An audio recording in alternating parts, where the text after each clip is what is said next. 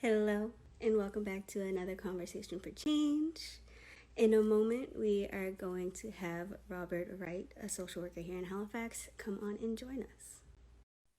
Okay, hello. Hello! How are you Well, I'm today? so glad that you're not intimidated about working with old people. No. Okay, good. Kind of my favorite, actually. It's like All my right. favorite I'm thing having ever. a hard time hearing you. No! I'm not sure why. Let me just see if I put my buds in here. This will make things easier. Technology is a wonderful thing. Terrible, wonderful thing. Okay, I hear you better now. Yay! That works. That's great. Perfect. How was your day today? So far, so good. My day has been like today, surprisingly, has been one of the best days that I've ever had. Thank you, Jesse. Oh, go on. Yeah, it's just well, it started off last night. Last night I got good news, and then it just kind of carried over in today, and then today's just been good news and good things, and everything is just going right. And even if something goes wrong, everything is still going right. So I'm happy. Okay, that's fantastic. I'm happy that I'm finally having these days. It's rare. That's great. So today we have some questions from youth. We've been talking to them, especially during the most recent lockdown, and they'll have a lot of questions. But first, I have Sure. a check-in question for you. And this I got from Finley. I stole it from him. He used it in one of our programs today. What was the last song that you sang out loud, like belted out loud? Oh, the last song that I belted out loud. Yeah. That's a good question. Um, not sure. Uh, there was a song. So here's my thing. When I have an earworm that won't go away, the only way I can make it go away is if I look up the lyrics Yep. online and then I sing the song through from beginning to end. Yep. It's best if uh, if I get a karaoke version so I have the backgrounds. Is So I, someone saying here that Mr. Wright cannot sing or can sing? I see a comment here. I well, I will let them decide. I am not going to judge whether or not I can sing or not. Actually, I will sing. I can sing. Can you sing or can you sang? I can sing. Okay, Yeah, okay. I I'm can gonna have to sing hear so you one hard day. sometimes I pee a little bit. so, so I ain't never sang that hard. that's when you know you're singing. Oh yeah, That is when that's you know real you're singing. singing. Yeah. But in terms of the last song, I think I might have looked up a song. I can't remember what song it was, but I looked up a song because it was torturing me, and I Yeah. can't remember if it was something that Joni Mitchell had sung. I think it might have been both sides now. You know, the Joni Mitchell song. I don't know. Uh, No, I don't. oh, wow. I've looked at life from both sides now, from give and take, and still somehow it's love's illusions I recall. I really don't know love at I like all. this That, song. that's yeah, Ooh, you can sing. yeah, Okay, sing. yeah. All Well, right. that's just a little treat there, a little treat That sounds very musically. Like, is it a musical song? there. No, Joni Mitchell was a folk singer Oh, from she's 100 and a half now. I don't know how old she is, but she's I was watching an interview that she'd been given, and of course, every time she's in the public view, someone will play a riff of that song, and then it was running around in my head, and I had to look it up and sing it through. I feel like I'm uncultured. Everybody's saying they love the song in the comments. I feel like I should go and look this up now. Okay. On You my to-do absolutely should. list, Joni Mitchell, I'm gonna she's a treasure. I'm gonna put a note right now. Mm-hmm. There we go. Got it. Okay, so I have a question for you. What made Sure. you get into social work? Oh, that's a good question. I think that What made me get into social work? I think that when I was a child, I always knew I was going to be some form of a helper. Hmm. That wasn't a hard thing for me to decide. I think because, I grew up poor, black, inner city Halifax. In fact, the first uh, place I lived with my family when I was born is on the corner of Maitland and Portland Place, and my office is now in that building. Oh, wow. Where, yeah, it's kind of a freaky kind of Kind of funny how full life circle goes kind full of circle. situation. Yeah. Yeah, yeah. But I came from a family that even though we were poor, my mother was kind of the lady who looked after everybody in the neighborhood. She was like the caregiver. So, exactly, we lived in what was then kind of a tenement house with, lots of flats with different families living on it. And most of us, all of us were poor, most of us were black. And my mother could cook. And so there was always more children than her children at our table. And I remember that when we left there, we moved from Maitland Street to Kennard Street. There were four of us then, no, five of us children then. And when we moved, I thought I lost a brother because there was a child whose name is Aaron, who always ate at our table, always slept over in our house, who I thought was just one of my brothers. Hmm. And he didn't make the move with us. Well, turns out that he was my Aunt Peggy's son, and they lived elsewhere in that building. Oh. And he just practically lived in our house because my mother looked after him Hmm. all the time. And so I think that was my predisposition to being a helper, a carer. And it wasn't until later that I realized that, oh, that's social work. Yeah. And so after high school, that's where I headed. Yeah. Did you ever think of going elsewhere instead of social work? Like, did you ever think of going No, into any other type of ever? no, no. I think, I don't know, even as a kid, I didn't want to be a fireman or a policeman or like none of that kind of stuff. I think I always knew I was going to help people. And I think that by the time I was in junior high school, I was figuring that out. So, for example, when I was 13 years old, I went to my guidance counselor in my junior high school. And I said, I need to be a volunteer somewhere. I'm bored to tears, and school doesn't challenge me. Hmm. And so he arranged for me to start volunteering on Sundays at the old Halifax Infirmary. And so I was, I'd go into the volunteer service department, put on a little jacket, and then I was like a volunteer porter based out of the emergency department. Hmm. And I did that from the time I was 13 till I went away to college. Oh, wow. Every Sunday I did that. And so I worked inside of a hospital, worked with nurses and doctors and lab technicians and all of that. Never once did I think I want to be a nurse. I want to be a doctor. No. Said I like to work with humans, and I like to work with the whole human being, not their bits and pieces. Yeah.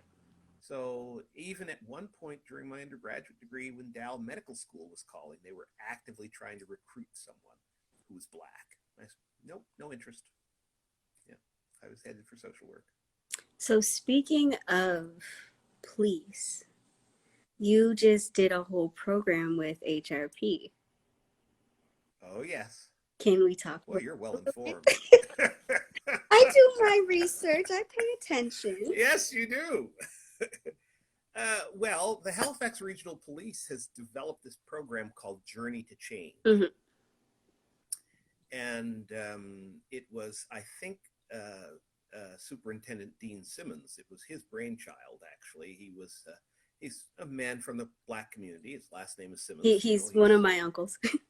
Uncles. Oh, there you go. Right. So he had been working for a while to try to get some kind of training program to increase police's understanding and their competence in working with people of African descent, particularly African Nova Scotians. He's been working for a long time to put that in place. And then it wasn't until I think it became apparent that the police needed to do something. It wasn't apparent before? That's just It was apparent to us. It wasn't necessarily apparent to them. clearly. Right? So it wasn't until then that they decided, okay, we'll green light this training. Mm-hmm. And I helped Dean organize a couple of components of it. Specifically, it's a 1 week long program, and I do the second day, which really helps to drill down into the origins of systemic racism and how anti-Black racism works. Mm-hmm. And then I do a piece on Friday in the morning on de-escalation from a racial point of view. So police are trained in de-escalation skills, but some of those skills don't work quite seamlessly in racialized contexts. And so I do this piece where I help to tune the de-escalation skills that police already have Mm-hmm. to racialized situations. So you're making the things that they know more inclusive. Yeah, I'm helping them tune them up for, to better tune those skills. Yeah. So, for example, it's I don't have a good example. Just that you cannot have one size fits all policing, Mm-hmm. right? Yeah. You have to police according to the needs of the people that you're policing. And different people have different needs. Yeah. And boundaries that need to be respected. Yes, that too, for sure. I actually love that. Have you found Yeah. that the police officers took to it very well? Yes, in fact, because the program is it is not a mandatory program at this point, Mm-hmm. right? It's still kind of in its piloting phase, right? I think they've done 2 cohorts. They're doing a 3rd cohort soon. COVID has kind of disrupted their planning. Yeah. COVID disrupts a lot. They're absolutely. So they're doing this. So the police officers who take the program actually have to apply to take it. Okay. And so you can imagine that the people who are applying to take it are the allies who want to increase their skills. Now, there was something in the news recently about a police officer who was recently disciplined for some kind of police. I haven't been paying attention to the news lately. Yeah. Anyway, one of the things they said in the news was that the police officer was going to be required to take this course. And I said, oh, well, that's going to be tough for him and tough for everybody else. Yeah, he's going to fight it the whole way. Well, because, as to date, we've been taking the course from people who are sitting on the edge of their seats, taking copious notes, wanting to ingest this information because they want to improve their policing. And as a person who's done a lot of training over his 31-year career, I'd say that mandatory training for, and I'm not characterizing this individual, I'm talking more specifically or generically, but mandatory training for hostile individuals is a different kind of project. I do it, and I've done it, and it's sometimes needed to be done, but it's a different kind of project.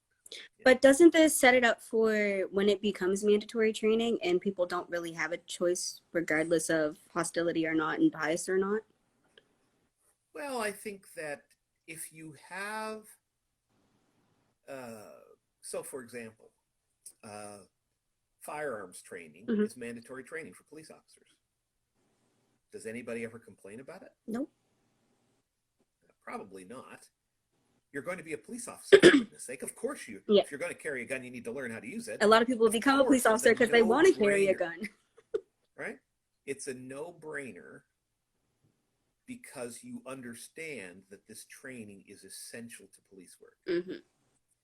So until it becomes a no-brainer, that this training is essential to police work, you can expect people who will feel a little bit like it's a waste of their time. That is true.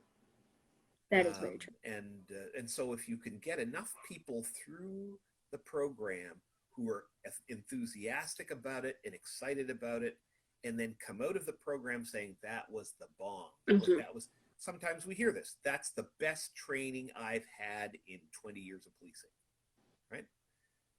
Then those people are ambassadors to the program. And then before you make it mandatory, you have a critical mass of people who actually want the training. And then because, of course, resources are limited, you can actually start doling out the training as a perk, Mm-hmm. you know, to the police officers who've earned a seat in the training. Yeah. Right? And then it becomes a desired training. Yeah. So I see it now. anyway, I see it. I understand it. I get it. I get it. yeah. Now I have some youth questions. Okay. Speaking of COVID ruining things, this is the first question. This will be my second birthday during COVID. I'm no longer excited. What's some advice you can give me? When do you think the next wave is coming? And what can I do to feel a little bit normal? Okay. Well, first of all, I'm sorry that your birthday falls in that window of having 2 COVID birthdays. Yeah. That's unfortunate. I guess what I would say is that I'm a person who, I have a particular birthday ritual.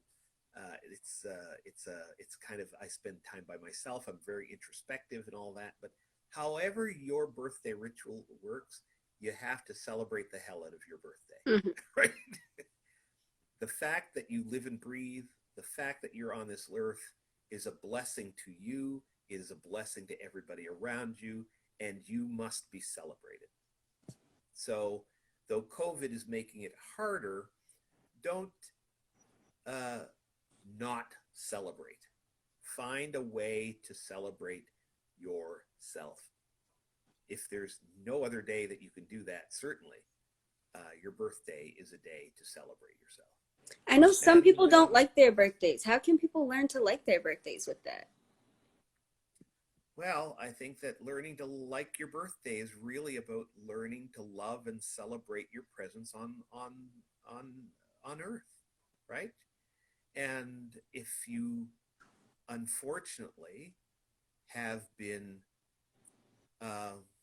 dealt a crappy hand and have been surrounded by negative people such that it hasn't been a real treat to be on this planet, that's not a reason not to celebrate yourself. That is a reason to change your setting, right?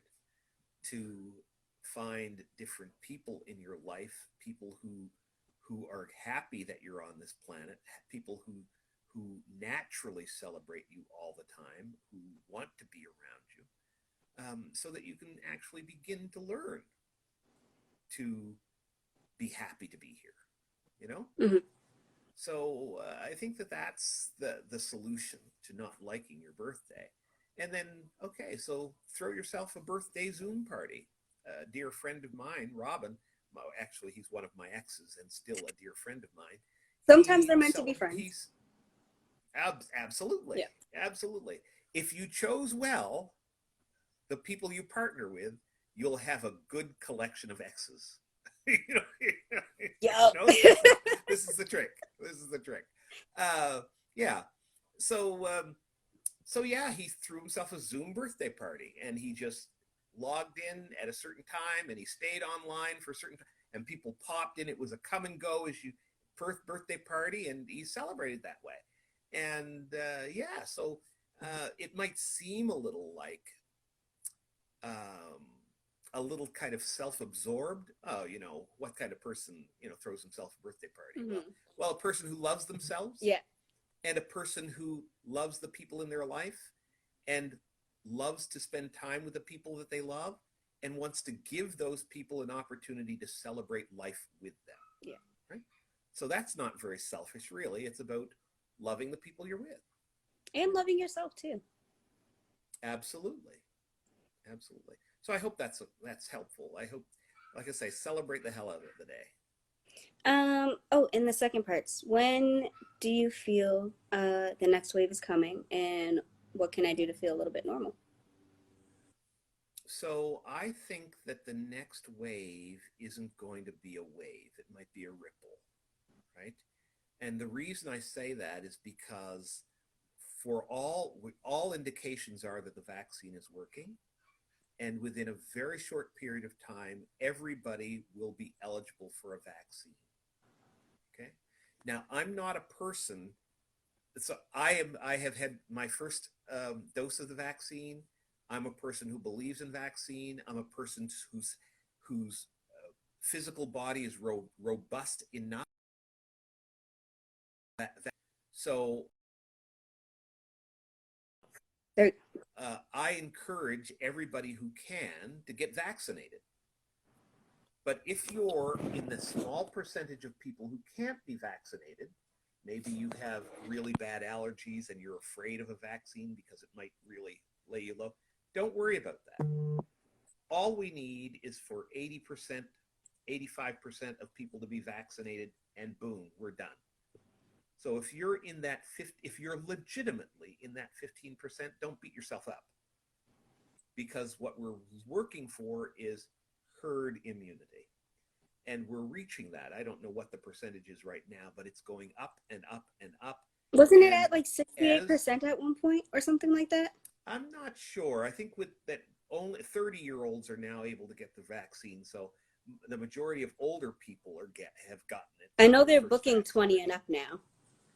Yeah, exactly. So pretty soon we're going to be in a place where everybody is vaxxed and we don't really have to worry as much, and we'll get back to normal. I'll tell you, though, that I feel most normal when I'm hanging out at home with my family, because there are no masks or anything here, and when I go for walks with my friends, because going for a walk is still a very, very safe activity, right? And so there are a number of my friends who, even before this whole thing started, we had a practice of walking, and so I can go for a walk. And a friend of mine who was feeling, I guess I'd say that their mental health was kind of playing tricks with them, invited me out for a walk, and I went for a walk, and I met them outside of their place. We social distanced. We went for a 3 or 4 kilometer walk. They walked me back to my car. Hugged from 8 feet away. Air hug. Right, and then I went on about my business, and it was a very normal time spent, you know. And so if you're a person whose usual activity was, going to dinner, going to movies, that sort of thing, it can be a little harder for you, because that going for a walk might not be your normal activity. But you can do things like some of my friends and I, we play cards online. So there's this website called trickstercards.com or something like that, and we can go online and we can each get into this like a chat room, mm-hmm. But instead it's like a playing cards. Yeah. The computer deals out the hands, and we can play several rounds of cards. So, find ways to connect with your family, with your friends, to doing normal things. Yeah. That's good advice, actually. That kind of goes with the next question too, a little bit. During COVID, I've lost myself, I've lost my confidence, and I'm afraid to go back to work. What can I do to help? Yeah. Well, the first thing I'd say is don't beat yourself up about that, right? This isn't about you. This isn't about you having a problem. This isn't because you're broken. The entire world is broken. has been turned upside down, right? So the first thing is normalize that, right? Don't be ashamed of it, because shame is the real barrier to wellness, Mm-hmm. right? Here's an interesting fact. You know, uh, when people are in restaurants eating and someone chokes on their food, do you know where most people die of choking? Yes, because I learned this in CPR, in the bathroom, because they run away because they're afraid to ask for help. Exactly. I learned it. Because, exactly. So you're in a restaurant, you start to choke, you're embarrassed because you're choking. And you don't want people to So know. you jump from your chair and you run to the bathroom so no one can see you choking. And because you've taken yourself out of the view of people, you die on the bathroom floor. Yeah, because your pride got the best of you. So what I say is, shame is the barrier to mental health. If you're not feeling confident about going back to work because you're freaked out by COVID, you need to say to the people around you, I'm afraid to go back to work. This COVID has freaked me the hell out, right? And what you will find is that you're not alone. And the moment you're not alone and you're not afraid of showing up,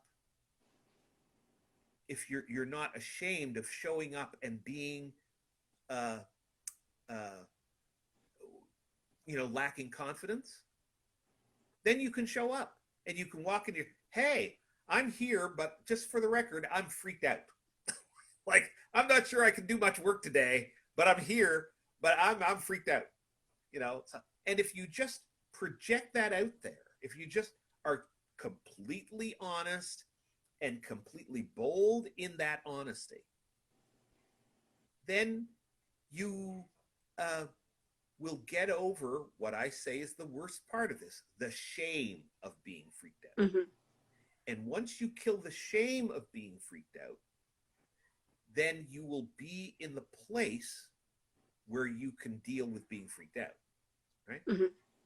Because then people are coming by and saying, hey, how are you doing now, Robert? I know you were freaked out coming. I heard you were freaked out, and people can actually say, talk to you about it. And they can tell you, my cousin was really freaked out, or I was really freaked out. You know what I did to get over being freaked out?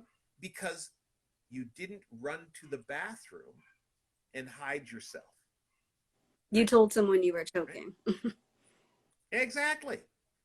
Right? So when people say, oh, I'm having a crappy day. Oh, I don't even know why I'm here today. I'm having a crappy day. People can say, yeah, I hear you. Sometimes that happens. Don't worry too much about it. Do what you can do, and then get out of here. You can normalize having a bad day. You can normalize the fear of COVID. And giving people the okay to not be okay, because people aren't okay 24/7, 365. Exactly. And so that's one of the reasons why I'm really transparent about how I'm doing, how I'm feeling, what's going on in my world. If someone says, how are you doing? I'm overwhelmed. I'm just overwhelmed. I'll be okay, but I'm overwhelmed. Right? And so I looked at my calendar. I canceled my 7 o'clock. I canceled my 9 o'clock because I need to go home and rest, soak my feet. Take care of you. Take a bath. Yeah, exactly. Speaking of, so normalize. Yeah, speaking of going back to normal and doing things that we like, another youth said, when COVID is over, I think I'm going to party too hard, which is scary because I only have one speed. What can I do? Okay. So this is a person who knows themselves. And they said, on some levels, COVID's been good for me because I only have one speed. Oh, well, actually, it's two speeds, right? Off and on. Yeah, off and on. Well, I think they more so mean like once you're on, you're just going. Yeah. There's no slowing down. There's no taking time. It's just going. Mm-hmm. Well, what I would say is, if you know that about yourself, then COVID or no COVID, you should be spending some time working on that. right? Again, you have to be transparent. You have to acknowledge this is a problem. Not, and reject the shame. Mm-hmm. Right? There are an awful lot of people in our society who have problems partying. You know, a lot of these people have very good jobs. Right? So having this as a problem, it happens everywhere in society. Mm-hmm. But the reason you want to address it is because it sounds like that aspect of your practice, if you're right, is a little scary, Mm-hmm. right? Because let's be honest, nobody is afraid of partying too much. They're afraid of the consequences Of partying too much. partying Yeah. too much. Right? Yeah. So I had a really great time last night, but then when I woke up in the drunk tank, it was not so much fun. When I woke Or up I and didn't had a really remember good what time happened, it wasn't partying so fun. last night, but when I woke up, the people that I love wanted to have nothing more to do with me, Mm-hmm. right?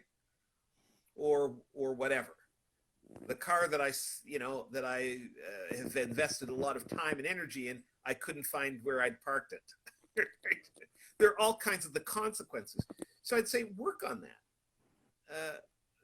Problematic substance use and addiction, those are two separate things, Mm-hmm. is not something, again, that you should be ashamed of. It should be something that you should acknowledge and work on, right? And there are lots of programs to help with that. Of course, AA, NA, those kinds of models are there, but those are abstinence models that say, if you have a problem with substances, Yeah. the solution is absolutely no substances. Yeah. And that is, for people who are true addicts and alcoholics, that is probably the most effective way to live. For people who have problematic substance use, there might be other paths. Harm reduction, we call them, right? And by instituting some rules and some practices, you can probably manage that. But again, I'm a therapist, and I got to be honest with you that I don't really subscribe to the medical model of problematic substance use, which means that if you have problematic substance use, you have a problem with the substance, kind of like a diabetic doesn't produce insulin, and the only way to do. I think that particularly for racialized people, particularly for queer people, particularly for immigrant peoples and others who are racialized or marginalized in this society, our problematic substance use is tied up deeply in the oppression that we experience in this society. Mm-hmm. So key to being healthier is learning about that oppression and learning how to address the influence of that oppression on our lives, right? Instead of coming home at the end of a day feeling like we have been kicked in the gut all day long by the forces that oppress us, and then falling into a bottle or smoking a joint or dropping a fix and shooing those troubles away with substances. So I think that there's a real thing there about addressing what I call the underlying counseling issues and even the structural and systemic racism issues that are affecting our wellness. Yeah. Do you find that this isn't one of these questions? It popped up in my head while you were talking. Sure. Do you find that a lot of people have a hard time facing their self-pride over their peers' pride? Like when we mention the choking out in public, we don't want people to know we're choking. We're being prideful. We don't want that embarrassment. But then when we're going through things on our own and we know that we have to go outward and ask for help and we won't go outward, do you find that that has more to do with self-pride than the overall outlook of people thinking of these things about you? Well, yeah, I think there's pride and like I say, shame and embarrassment. And there's also I think that there are people who are afraid that they're beyond help, or that the help won't be available to them, right? And what I would say about that, again, for racialized folk, Black folk, Indigenous folk, queer folk, there's a long history of the people who are supposed to help us actually hurting us, right? And so I guess what I would say is that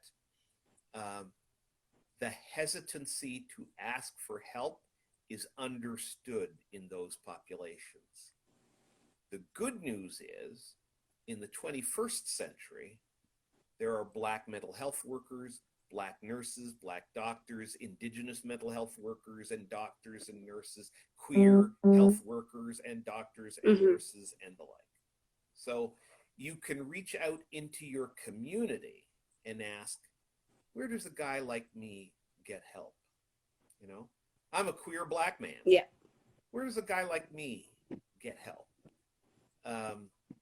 I'm not sure if there are a lot of queer Black mental health practitioners out there, but hopefully more are coming up. I'm hoping that there are so much more coming. Yeah. That's it. I'm working on it for sure. I'm working on it.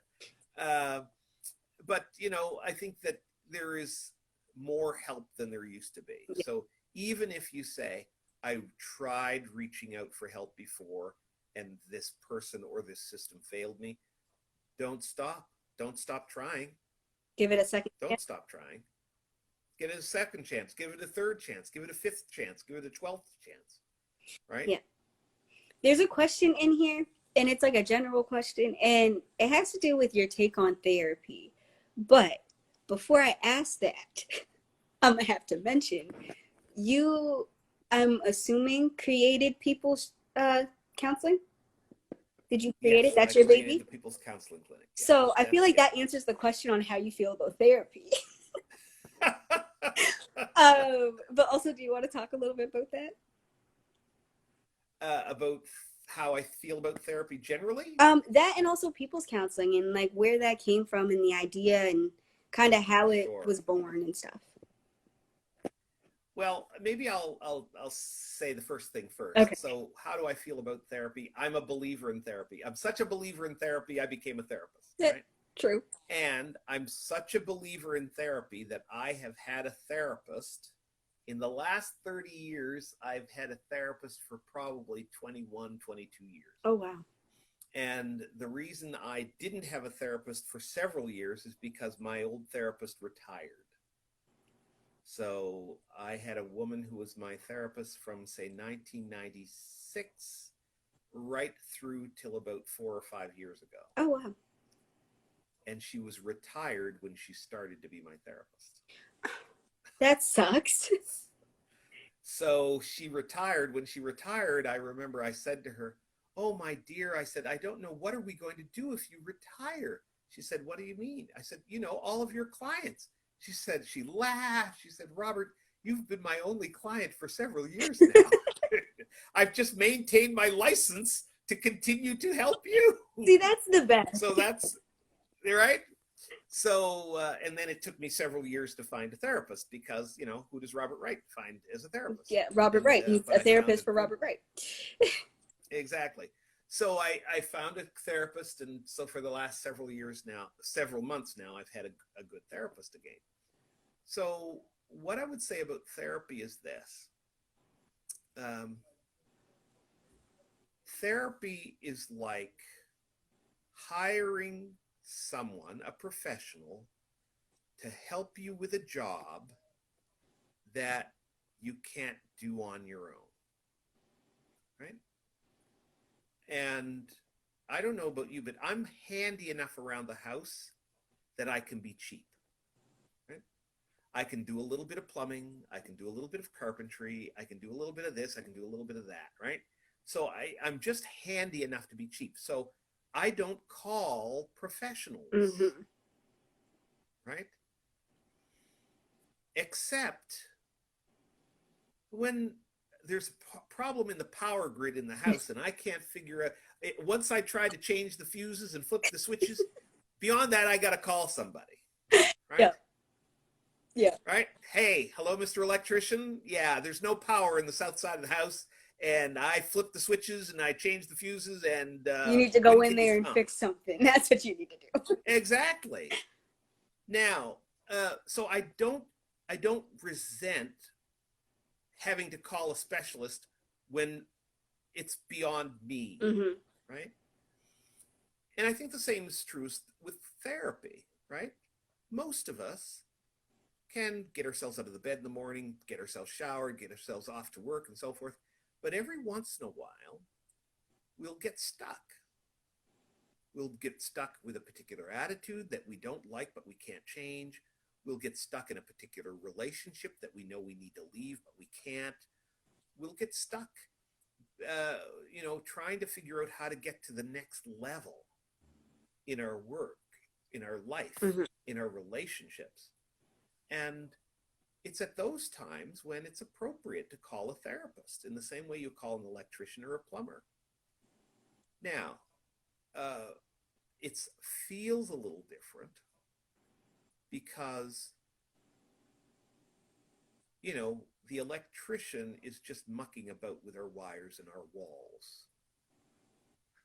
A therapist mucks around in the areas of our life, probably where we carry not just our problems, but our shame about our problems. Mm-hmm. And there's that shame problem again. Yeah. It's the shame that keeps us stuck, right? And so the People's Counseling Clinic really grew out of my private practice. So I've been in practice for 31 years, going on 32 years now.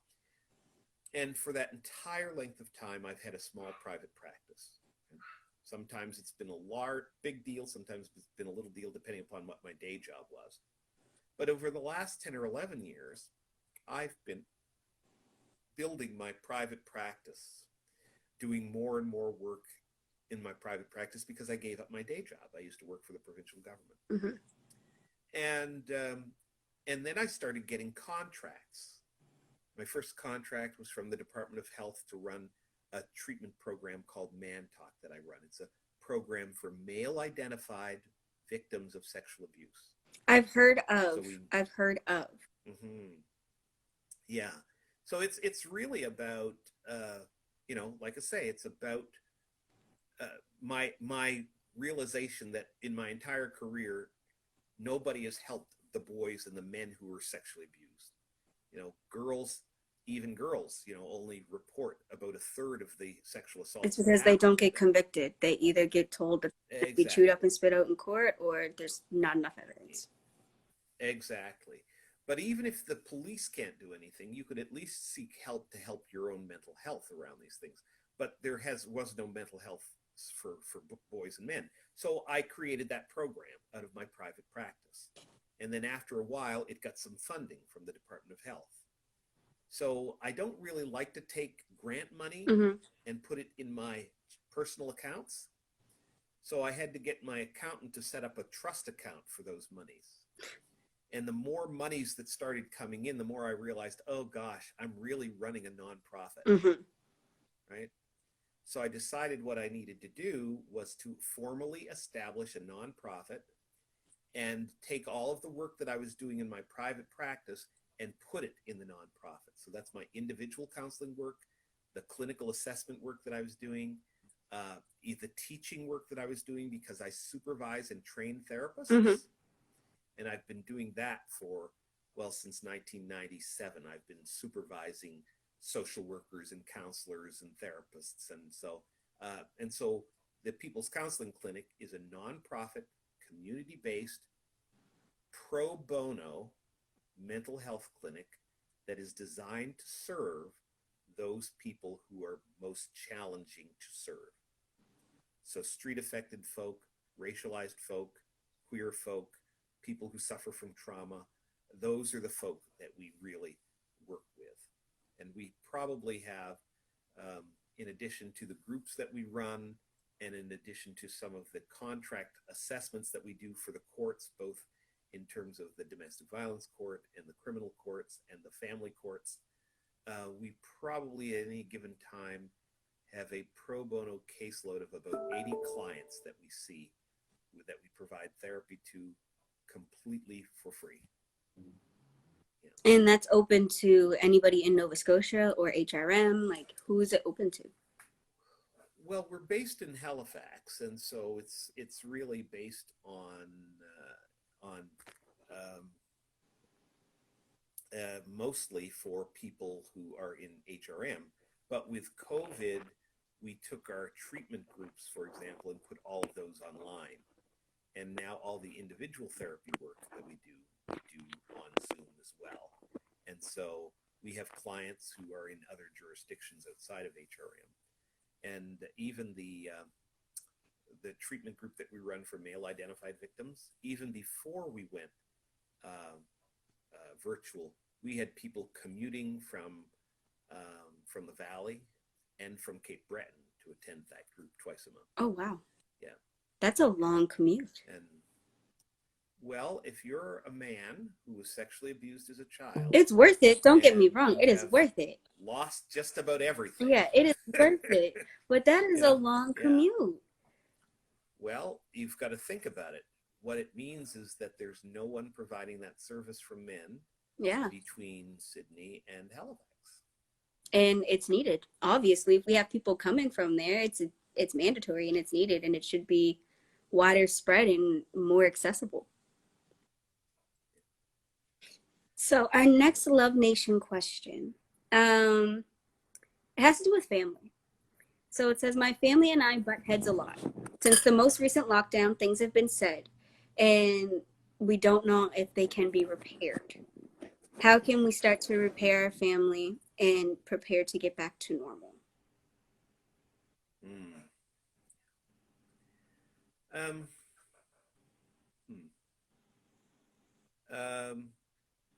I guess what I would say is, I'm a believer that this side of death,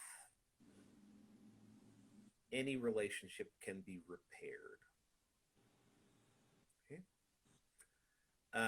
Now, I have to qualify that, right? Because I have to tell you what I mean by being repaired. Right? So if you're in a mutually caring relationship with someone who loves you and you love them, they might be your mother, they might be your sibling, they might be your cousin, they might be your roommate, whatever, but you care about each other, genuinely care about each other, it is still possible for some things to be said and done that are hurtful, that can interrupt and dramatically interrupt the relationship. People say, well, how do we repair that? I said, the same way you built the relationship in the first place. And that is by meeting each other's needs. That's how a relationship is built. I have a need. I express that need. You help me meet my needs. And then the good feelings that rush over me when my needs are being met, the technical term for that is quiescence, right? Allows me to bond with you. Mm-hmm. Because now you're the person who, as we interact together, results in my feeling this thing called quiescence. Right? So if I've hurt you, and that's kind of broken our relationship, that relationship is going to remain broken if I don't extend to you the trust necessary to bring you back into that cycle of me sharing my needs with you and inviting you to be a part of my meeting of those needs so that I can continue or return to experiencing quiescence with you. If I don't invite you back in, the relationship will remain broken. But if I do invite you back in, you see, then the possibility of us getting back on that cycle exists. Mm-hmm. Right?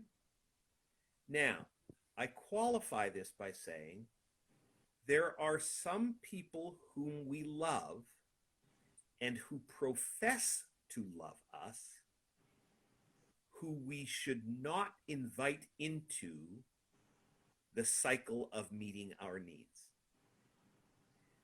Not because they're evil, Mm-hmm. not because we don't like them or love them, but because there's some impairment that they have that makes it impossible for them to meet our needs. Right? Mm-hmm. Those people we can't have that kind of relationship with. Right?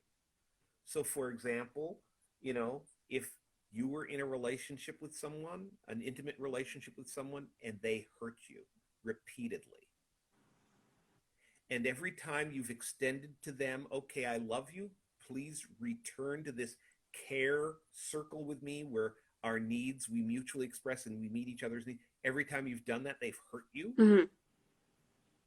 You don't need to be done with that person forever. You just need to stop inviting them to be a part of being aware of your needs. Right? So you can say, hey, how are you doing? Shawntay Rose, good to see you. Yeah, that's great. How's it going? What's going on? You can talk with them all day long. Just don't talk to them about your needs. Because there's nothing that you need that they need to know about. So like protecting your energy Protect your energy. Yeah. Particularly that, what I call that's the love energy. That's the love cycle, right? Mm-hmm. I have a need. To whom do I express those needs? To the people I love. And what do those people do? They rally to help me meet those needs. Now, some people who love me can say, oh, Shawntay, Robert, I really love you. I wish there's some way I could help you, but there's nothing I can help you with. Those are still my people. They just can't help me with that need. But they're wanting me to meet that need. Yeah. They're encouraging me to meet that need. They'll even sacrifice in order to help me meet that need. Right? But then there are other people who every time they hear you've got a need, all they want to do is stomp on you to see you bleed. Yeah. Right? It's like those your people foot is who sore? hear that you're doing good and hate it and start hating on you and Yeah. same thing. Right? So those people you don't need to invite into the love circle. Mm-hmm. Right? You can occasionally meet their needs. Oh, I heard that person who is sick. I'll take them a bowl of soup. Right? Yeah. You can do that. That's a very, very righteous thing to do. But while you're visiting with them with soup, you're not going to share with them what's going on in your life in terms of the needs that you have. You can say, oh, my boyfriend and I are doing really well, or my kids are doing really well, or, my job is going really well, but don't share with them your needs. No. Yeah. I don't know if I've answered that question. No, you did. Okay. You got to sort through the people is what the answer was. Yeah. You got to come to a mutual agreement. You came on a little late. Are you okay staying a little late? I can stay a little because late. I know Yes, my apologies. we have one question waiting like in the queue on live, and then I have one more question in my book. So if anybody has questions, send them in now, because we have one more Love Nation question, and then we need a live Love Nation question. So we have one waiting. We need some more. The last question is, at the beginning of COVID, I started a relationship with this guy. I have not seen them very often due to lockdown and social distance. I'm starting to realize that I may not want to be with them after lockdown lifts. What do I do? And I'm pretty sure they want to be with that, like they want to be with them, but it's not reciprocated, I think. How it goes. Yeah.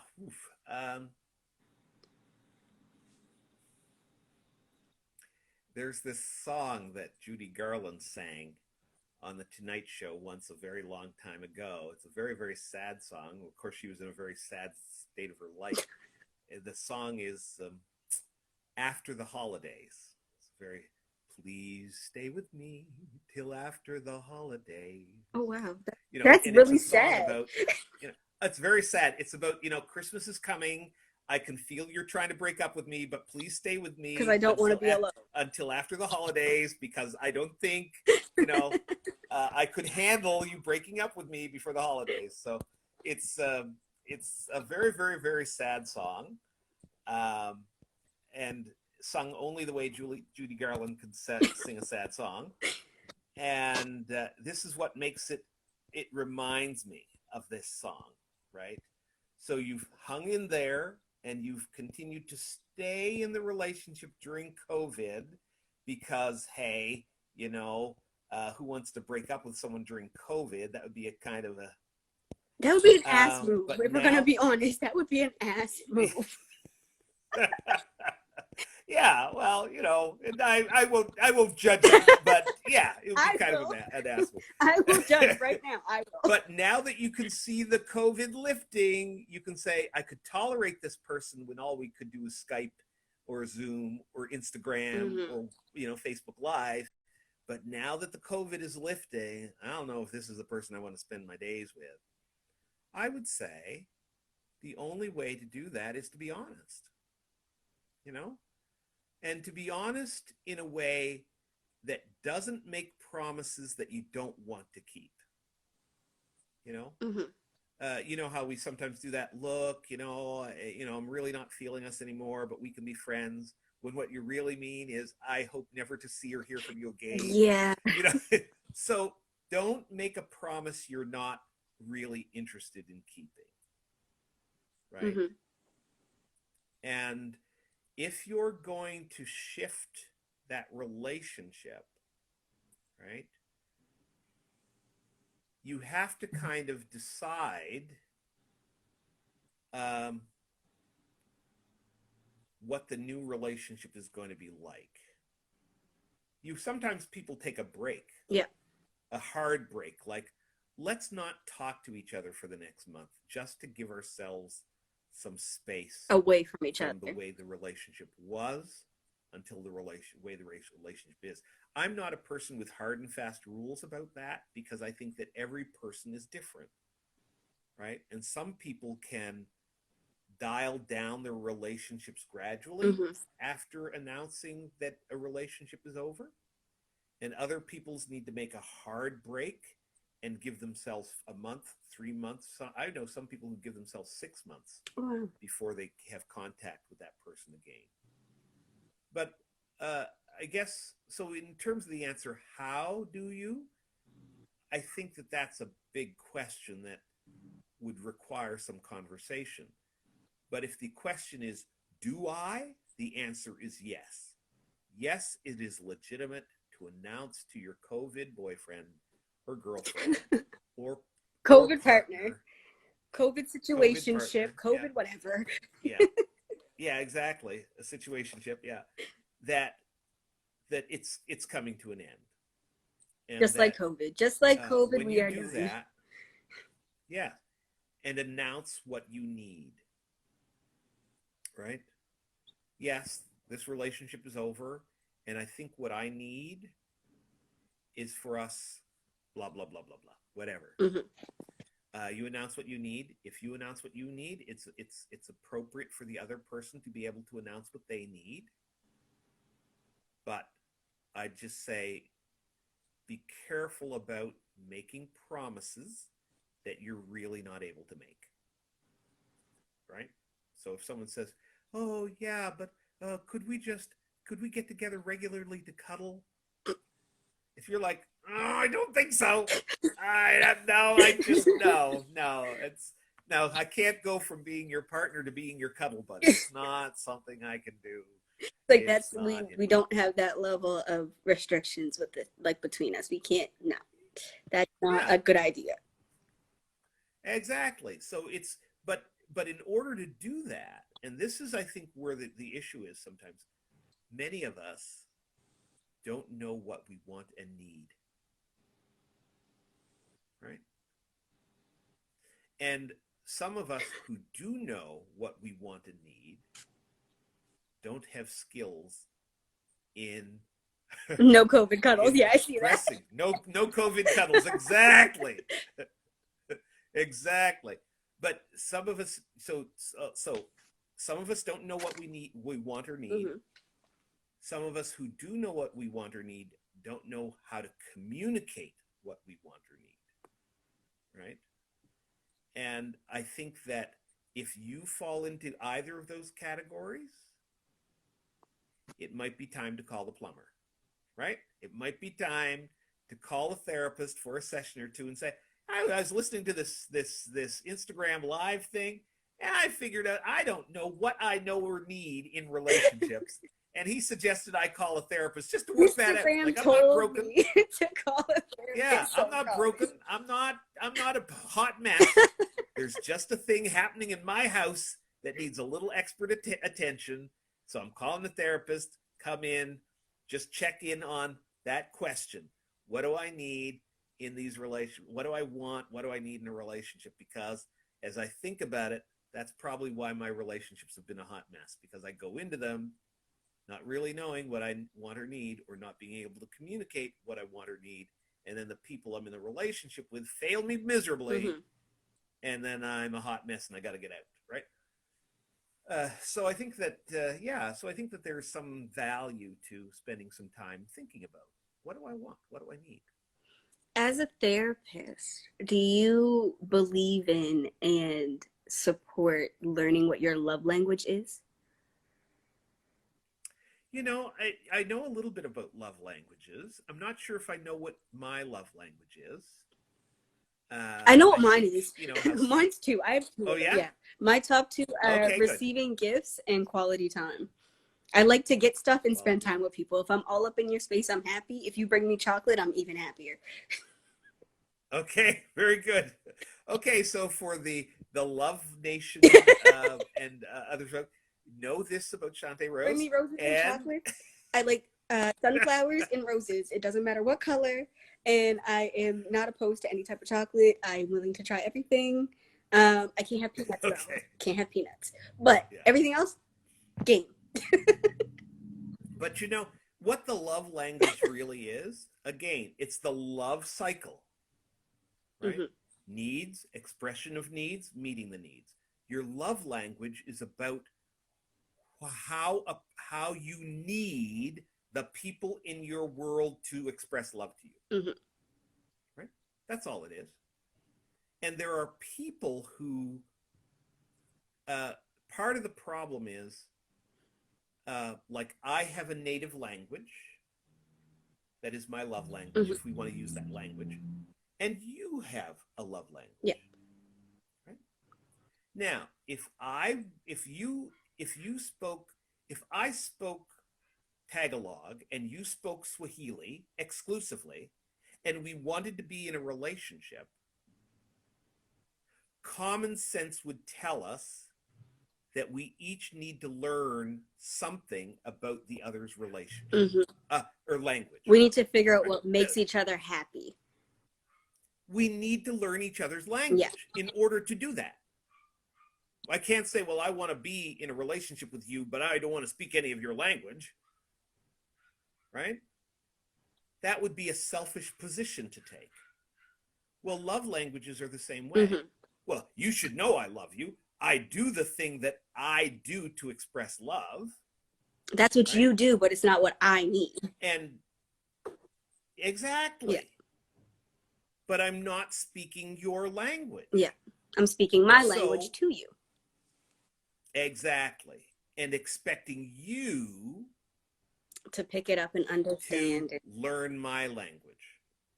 Right? But that works both ways. So sometimes when your partner comes to you and expresses love to you in their language, you can go, yeah, okay, thanks for the chocolates.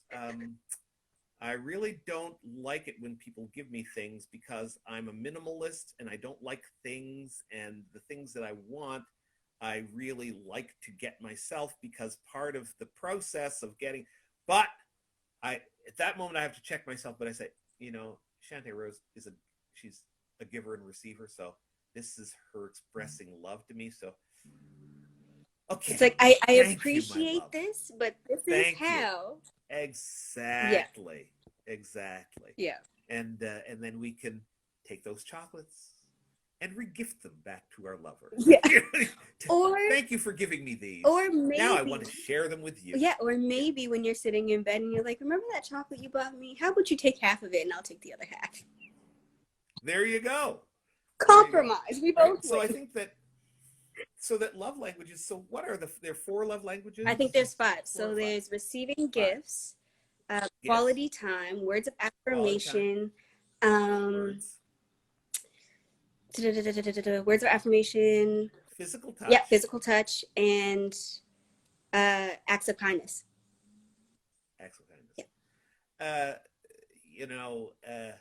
Would it make me sound like a hedonist if I said to you that physical touch is one of my primary love languages? It's my top 3, my second one. So my 2 are like they're matched for each other. Like they automatically, there's no breaking the tie. Like they're stuck together. Right after is physical touch. I have to be all up in your space touching you, and I'm good. Yeah. I love to be touched, and I love to touch. Acts of service. That's what it was. Thank you. There you go. Thank you. I knew it was acts of something. There you go. Yeah. So I think that physical touch or physical intimacy is a big one for me, and I think it's probably because I was deeply loved, physically loved as a child, Mm-hmm. and yet I think in some way along the line, I was denied that in my other relationships. Yeah.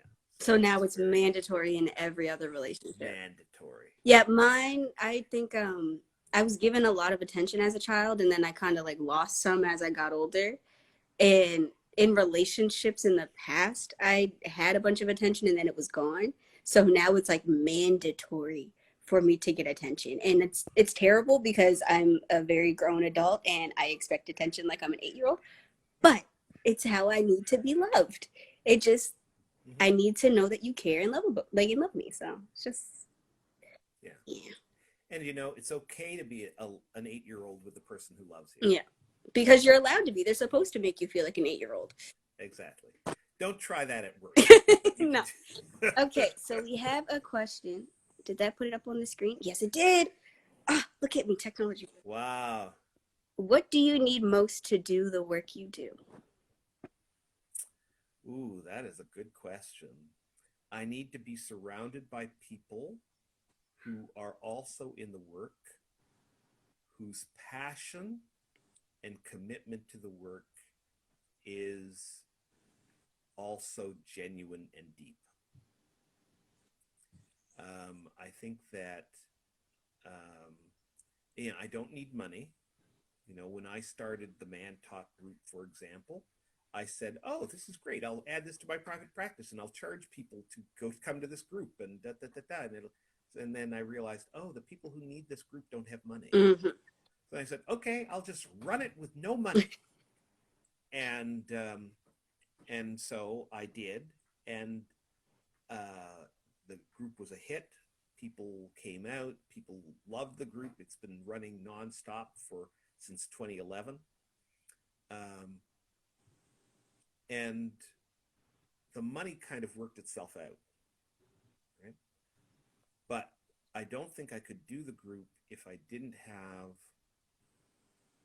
for example, my clinic manager, who is my partner in crime, who brings a lot of passion and energy to that work, and who actually believes in the work, who I can commiserate with at the end of the day, and who calls me at least twice a day, and we're in talk every day. So I don't think I could do it without them. I could also not do it without my sisters and Jason. So there's a group of us mental health practitioners.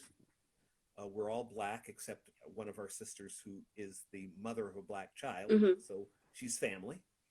And we meet every couple of months as Black mental health clinicians, and we keep each other sane. Right? Therapists that help therapy each other. Yeah, exactly. And I think to be plain, not to be rude, but to be plain, as a racialized person, sometimes as a racialized person, you work day in and day out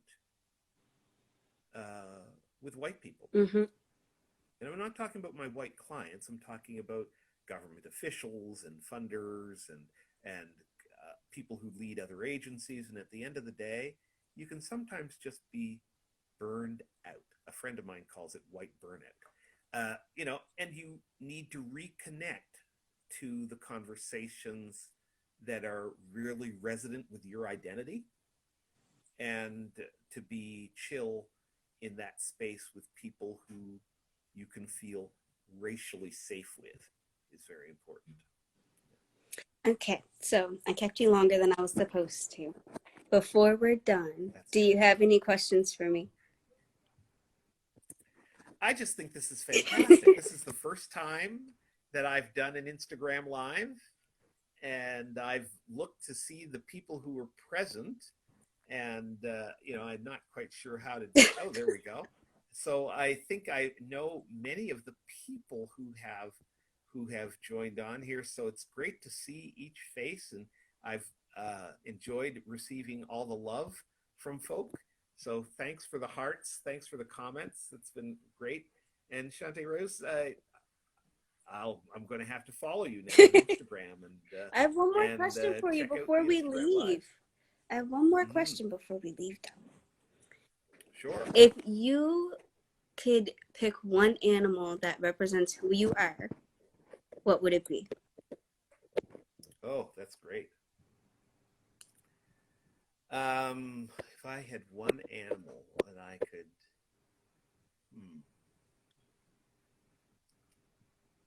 that is a really good question.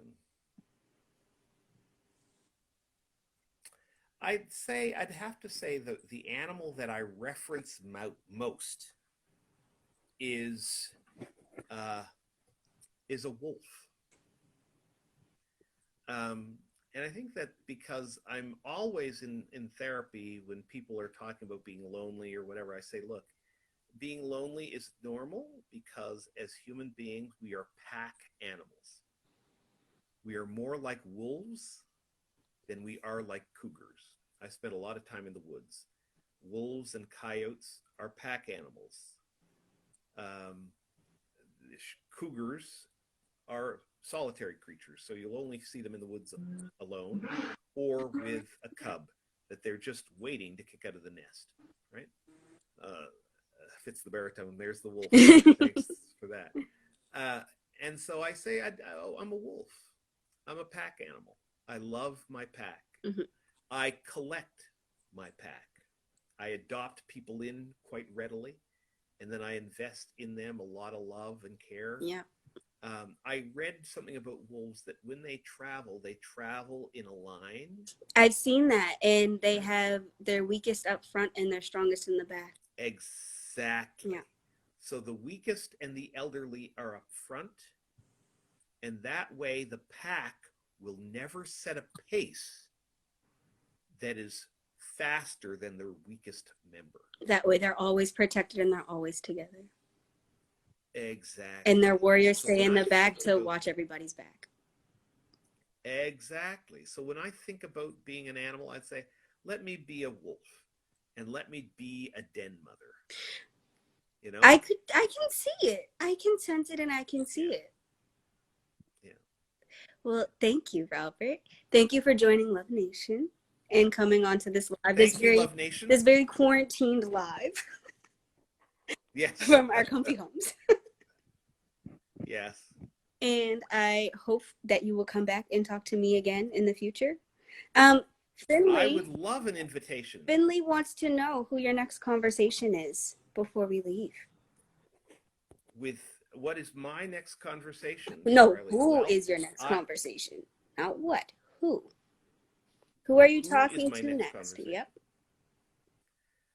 When I leave here, I'm working from home, and I have my godmother, who's 89, and my mother, who's 79, who live with me. Oh. So as I leave the office, I will check in with both of these ladies to make sure that they're doing well.